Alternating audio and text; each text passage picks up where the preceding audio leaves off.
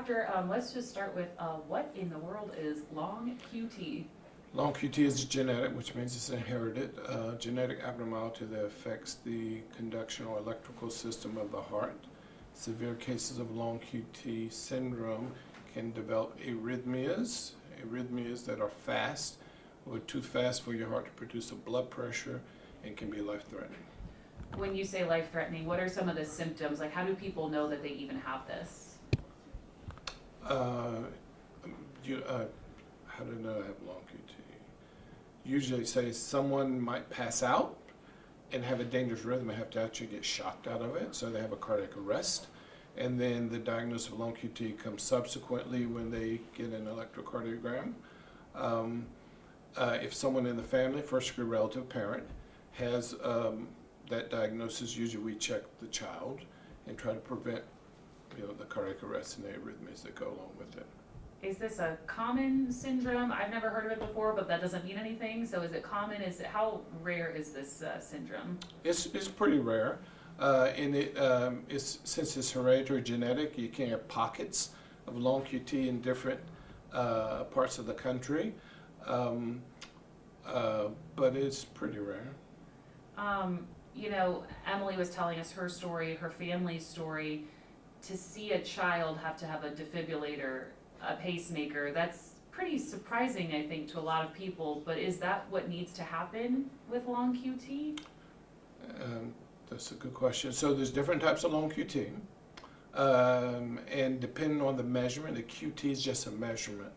Your EKG, 3 waves, P, Q, R, S, T. The QT is how long it takes the heart to squeeze electrically and to recover for the next heartbeat. When the QT is too prolonged, you run the risk of developing dangerous arrhythmias, and dangerous just means your heart rate is so fast that you don't produce a blood pressure. So the defibrillator, the pacemaker, all of that are necessary, essentially. So pacemakers are for slow heartbeats. Some patients with long QT1 can have really, really, really slow heartbeats. So they can get a pacemaker for the slow heartbeats. The defibrillator for the fast heartbeats when they shock you out of this fast heartbeat. So most defibrillators are also pacemakers. All defibrillators are also pacemakers. When you have to put this on a child, that's got to be kind of hard to have to do these surgeries on children. What is that like for you when these kids come in and they need this type of surgery? Usually when kids come in and they need the defibrillators because they've had a cardiac arrest. And we have the saying, child gets one chance to die. And once they have that chance to die, then we do whatever we have to do to make sure they don't have another cardiac arrest. How young are some of these long QT patients, depending on, I guess, when you notice it in family members? Are you seeing kids as young as 6 years old or 10 years old? What's the youngest you've seen in terms of a patient that needed that level of surgery? Since it's hereditary and we know parents have it, we check them at birth. So say if a mom has long QT, the baby's born gets EKG, so we know right away. The smallest child I've had to put a defibrillator in has been probably about 2 years of age. Wow. That's probably pretty hard for kids to have that level of surgery. That's pretty tough, but again, we're doing it to save their lives, so they can be 20, 30, 40, 50, have kids of their own. And, Emily's story, she's trying to give back and help. When you heard what she was doing to help other patients, how did that make you feel? Yeah, it sounds like Emily. She's a good-hearted person. So is Emily. I wasn't surprised. You've been her doctor now for a little bit. Talk about your relationship and just the progress you've seen her make over the years. Yeah, so I came here in 2018, so I met her pretty early on after I came here, and it's amazing. Just like your neighbor's kids or your kids, it's amazing to see how someone develop and grow and become a young adult. So it's been pretty impressive, the person she's become. Who would have known that little small squirt, redheaded 2-year-old who would, so what is it, crisscross applesauce, had trouble sitting down because her defibrillator was down here, would catch on her ribs when I first met her, and now she's fully grown. It's pretty impressive. Oh, so you met her when she was having the defibrillator issue? She already had the defibrillator. And I met her initially shortly after I came here because when she would sit down, the defibrillator, when you're small, can't go through your veins, so it was up underneath here. and it would catch on her rib cage, and so it's very uncomfortable for her to sit down. That's kind of my first meet with her, was that she was having this problem. Whenever she would sit crisscross applesauce, she would have the defibrillator kind of pop up over her rib. And now she's back swimming. Talk about just the physical accomplishment of being able to get back in a pool and do something like that after the number of surgeries she's had. Yeah, it's pretty impressive. She's a trooper. She's been through it. People, that go through that, these kids are very resilient, and she's a good example that everything they've gone through, they still want to be normal, and they are normal and shouldn't treat differently. So I'm great that she's back swimming.